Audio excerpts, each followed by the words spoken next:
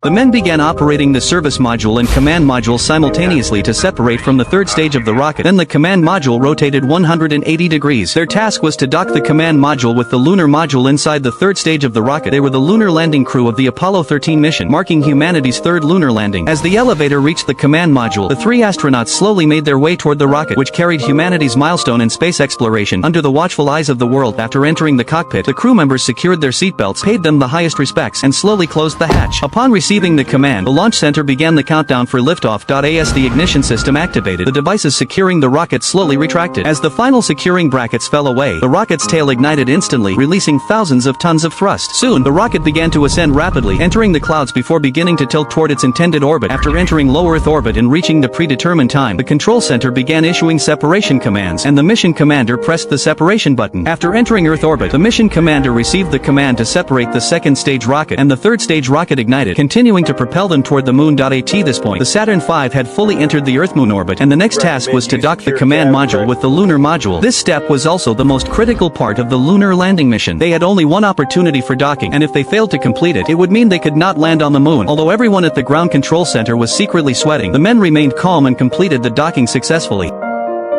Capture. The lunar module was successfully retrieved and successfully docked with the command module.